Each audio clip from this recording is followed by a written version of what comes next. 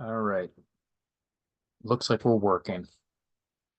I was worried. I know this is a weird time and late for a lot of you, but I was worried that I was permabanned.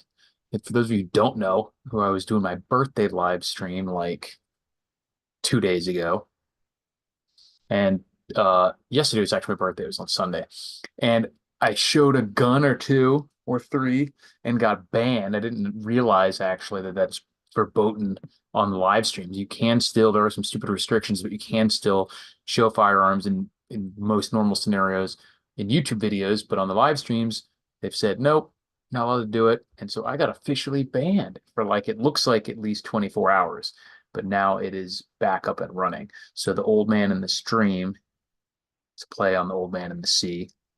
But I am the old man now because now I am over 40 years old. See that? To gray hair. Yeah, shocking. I know. So this will be a short one. I mainly wanted to just make sure that my live streaming powers have been restored to me. I only got a little bit of a timeout for being too freedom oriented. And if you guys can hear too much of a weird noise, that is a fan I have on, so let me know if it sounds okay because it gets a little warm in here with the light on my face. It's not even warm, it just makes me feel warm, and I like to have a nice gentle breeze rolling in. So let me see if I can. It's not even showing. Is this even showing up? Where's my comments?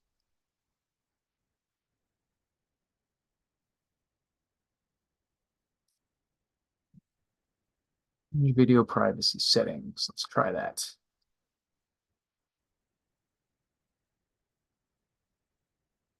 Hmm. They mess with my thing. Does anyone can still see this? There's no chat for me to see if anyone can hear me. So this is still a test. It's exactly why I wanted to do this because I don't know if this is still working.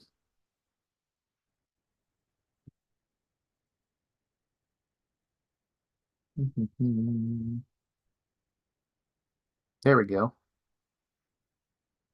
All right, cool. For some reason, I couldn't see the chat for a second. So this is going to be a weird choppy stream as I figure out how this stuff still works. Yeah, so I'll probably just be on here for like half an hour, but there is a couple small things I wanted to go over, and that is mainly there's two really weird things that are going to be happening in the banking industry within the next month or so. Remember me from Killdozer? From what aspect of Killdozer? It's work on our side. Okay, good to go. Appreciate it. So yes, I'm the old man of the stream now, 40 years old, ready to go. I just play poker with old people all the time anyway, so it works out. But there's two weird things happening in the banking industry.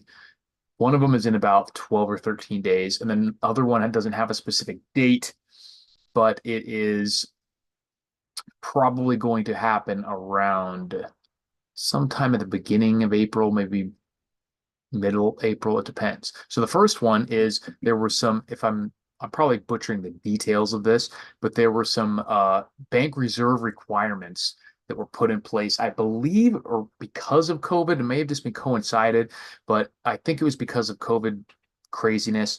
They kind of reduced the bank reserve requirements to basically zero, and those are ending, if I'm not mistaken, in like 2 weeks, just under 2 weeks. So banks are going to have more uh, reserves than they currently do, which means they have to have more liquid assets and all sorts of stuff that makes it harder for them to do things properly, or at least what should be proper. Appreciate it, Lady T. I will actually buy a coffee with that. I'll probably buy a bunch of coffees, a little bag of coffee. But so yeah, so lending requirements are changing or getting not even more strict, going back to being what they should have been all along. The Carpenter cases, I was dropping knowledge on the Killdozer Memorial. Oh, I remember you talking about it, but I thought you were talking maybe about a show or something. We all appreciate the Killdozer. Don't make me breaking my heart. 45 years old here, still prepping my ass off. Good. And then in around April, could be as early as late March, I think. Could be end of April, depends because it's not a specific date. It's the Fed and the bank's reserve repo pool is drying up. So the repo and reserve repo pool is interbank and bank to Fed lending and vice versa. There's pools of basically it's how they manufacture, or in my opinion, fake or fraudulently create liquidity in the interbank and interinstitution lending markets. And the amount of money that they have, assets that they have in these pools to allow this to happen is dwindling rapidly. So they're going to, again, have to change.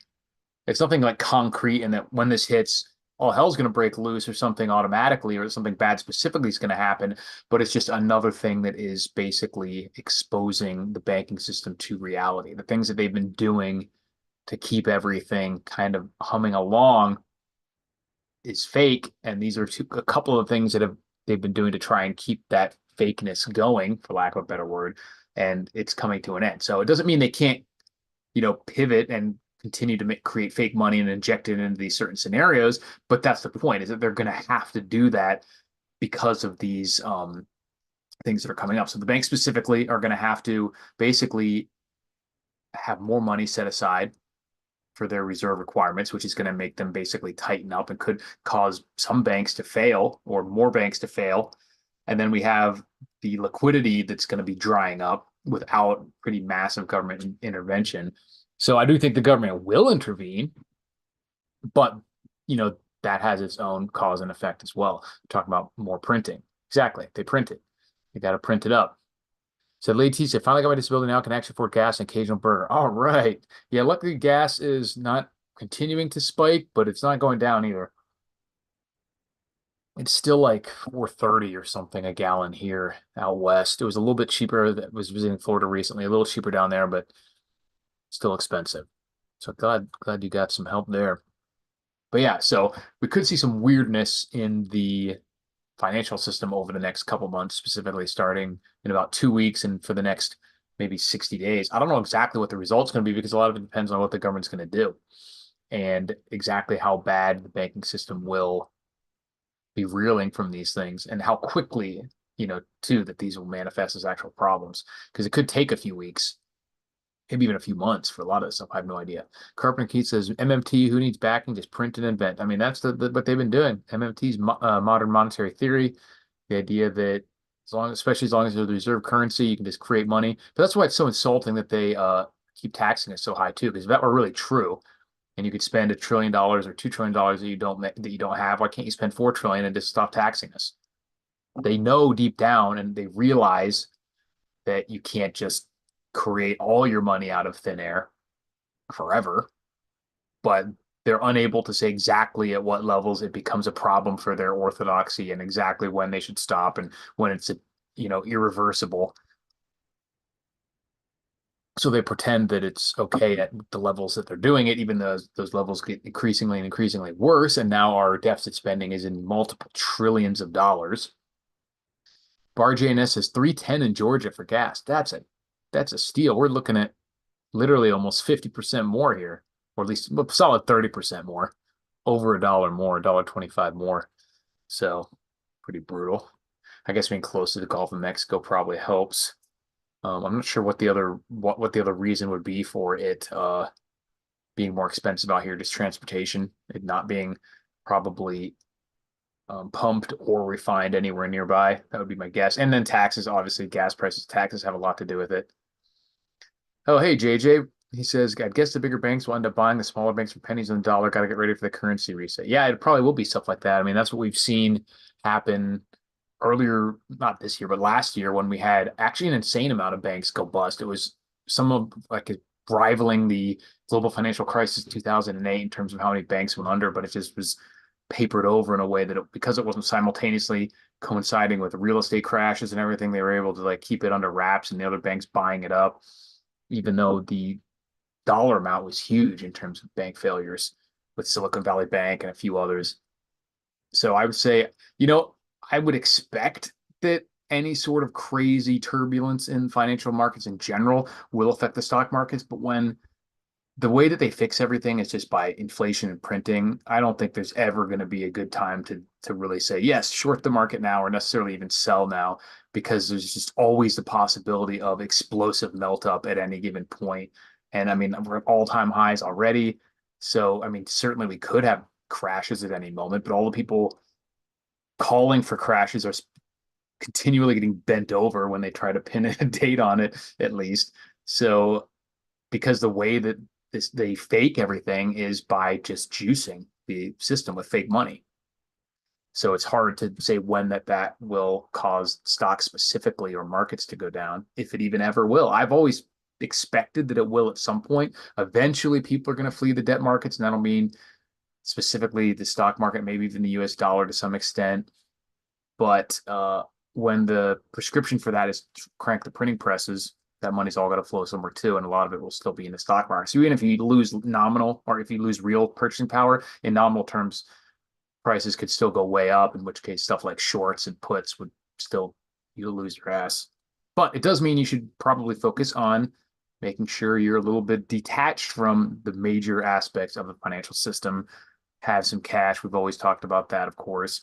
Have food and water and all the good stuff. And I like some real money in this case. So my pirate booty is a 15-ounce pirate silver. This will be one of the last ones I sell, though, if I ever have to liquidate, because I love this thing. I have plenty of other slightly more boring silver pieces that I can get rid of if I need to. But let me know if you guys have anything, topics to hit. I'm just going to go really quick. Like I said, another 15 minutes or so. I was mainly just wanting to make sure I was unbanned after showing a bunch of guns on stream and getting killed by the communists.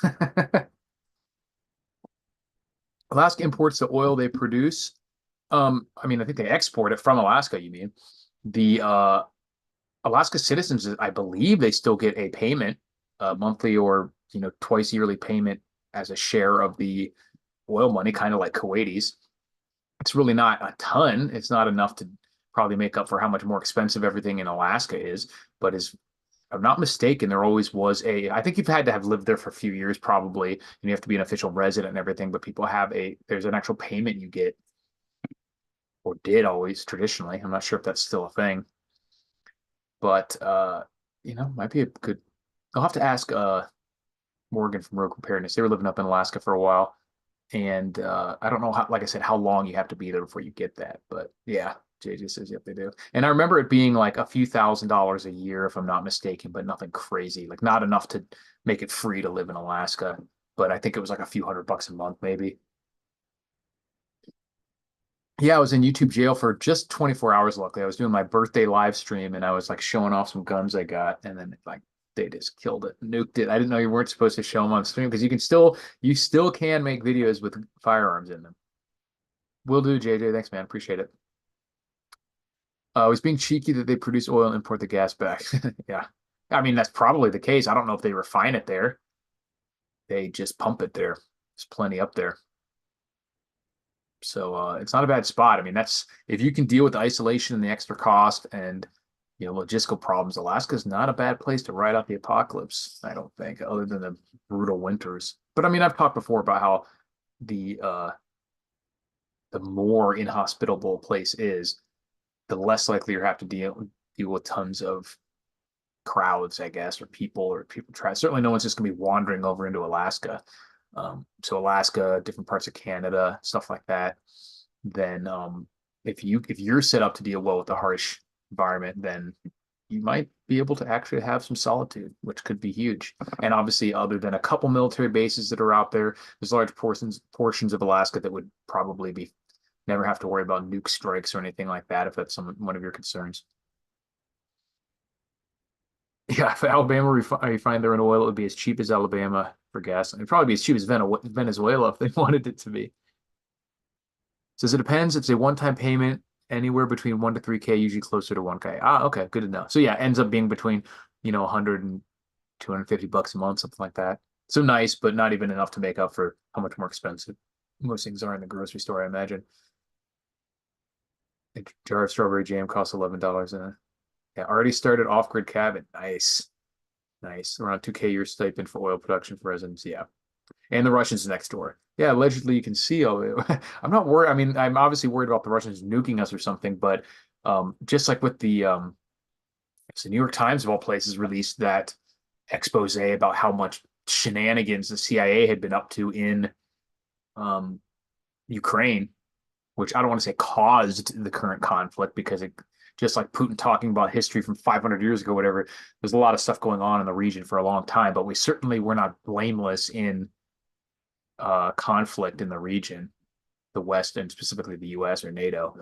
So I also don't agree with people who think that Putin is some, savior of Western civilization either, but it's certainly not just a case of him waking up one day and deciding he wanted to conquer a little more of the world. That's stupid. And it was obviously never the case. But now we have exact evidence of exactly, or not, not proof, but a lot of evidence of exactly what kind of shenanigans the government was up to over there.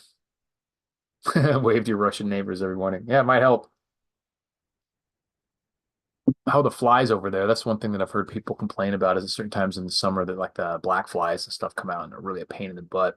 But being from Florida, I'm used to swarms of biting mosquitoes, even though I really hated that. That's one of the things I really like about being out here is you can walk outside in the summer at night. There's no bugs swarming you. How did Putin know the agency was there? He had FSB there for 2 decades at least. I mean, yeah, he's of course they have their own intelligence agencies as well, and they're not just there; they're also trying to do stuff and instigate things, and they're there for certain purposes, obviously. So I'm sure they knew exactly what was going on, or not exactly, but I'm sure they knew that they were there. So yeah, so what I'm doing for the bank crises that are coming up is, like I said, I can't tell anyone to do anything specific financially because I'm no genius and I'm not a financial advisor. And I think it's very dangerous to try to like short the markets or buy puts or things like that. But uncertainty is usually what is the most, it's not even knowing that something bad's happening. It's not knowing what's going to happen seems to be the most devastating thing for the financial markets, specifically the stock market. And so once stuff starts getting choppy, specifically stuff getting weird overseas, and then if we have more banking problems, we could see weird stuff happening in the stock market in the US. But I wouldn't bet on it.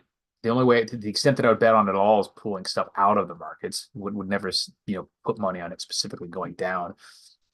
And then try to, get real assets. Like I said, be ready for, we already had cell phones go down for the large part of the country for up to a full day, even 911. That's huge. So have some cash. We've talked about for a long time, at least. I would hopefully, if you can, get a few weeks of expenses, normal expenses in cash. And then obviously gold and silver. And if to the extent that stocks will be affected positively, maybe gold and silver mining stocks. I wouldn't, mess around with any of the big ETFs like SLV and GLD because those are falsified in a lot of ways because they're just not real. But stuff like Sprott's fund or just an actual mining stocks, if the gold and silver, because they've been like depressed for a while ever since they had some really big run up after the initial COVID dip. The mining stocks spiked up really good, and then they've just been like ever since. So they're kind of at like a weirdly low and depressed position relative to the price of gold and silver, which is basically at all-time highs for gold. Silver, not so much. But I think that those could spike. But it's hard to say. Basically, it's just making sure that you're not relying on some sort of instrument that's mostly electronic or something like that. Try to get stuff out of the system as much as possible. That's difficult. I did Arctic training in Tok, Alaska, and get really cold there. Yeah, no doubt. No doubt. I would not want to deal with that. I personally can't stand the cold anymore. It's just horrible, painful all the time. So I don't ever foresee myself going into a very cold location, except maybe in a extreme scenario when I need to get away from everybody. Or that's just where I need to go for whatever reason. But yeah, I'll stick to where it's hot. I'll have to rely on it being too dry and waterless here and hope that takes everybody out. But Fort Greely. Oh, is that where it's at? In Tok, Alaska. All right, you guys got any last minute questions? I just wanted to make sure that my streaming powers are back. If you wouldn't mind hitting the like button to make sure that I get some algorithmic love. I would appreciate that. Let me know last minute because I tried a couple times after they banned me and they were like, this user is blocked. And I was like, no, but they didn't give me a strike or anything. So I was like, it probably is just a temporary timeout. So I wanted to wait at least 24 hours and it seems like I am back, baby. Got any last minute questions or topics rather? Health wise, I'm doing good. I'm very stiff from just not moving a lot for the year, so I still am like need to work more on stretching and slowly getting back into working out. But yeah, I am getting hammered by YouTube these days. They don't like me, man. They do not like me. But it's all good. We're still here. Until they perma ban me, I'll be coming back one way or another. But I appreciate you guys watching. I will appreciate it, Lady T, you as well. I will probably plan to try to do another one Sunday. See if I can get Che and Dan back on. Got my training on TikTok. Yeah. Not me. I don't really have TikTok. I think Dan even got banned from TikTok. I'll have to see if he's back on there. But I appreciate you guys watching. Stay safe.